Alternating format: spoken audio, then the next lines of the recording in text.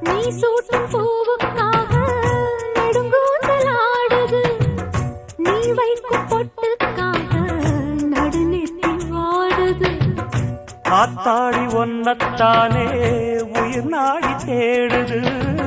காவேரி எங்கே போகும் கடல் வந்து கூடுது. அந்திப் பொழுதில் தென்னங்கிளையில் தென்றல் கூத்தாட மையை எழுதி மஞ்சள் குருவி கையை கோத்தாட அடங்காத ஆசை கொண்டு நானும் போராட. உனக்கென பிறந்தவ ரெக்க கட்டி பறந்தவ இவதான். என விட உனக்கு இங்கு மனசுக்கு பிடிச்சவ எவதான்.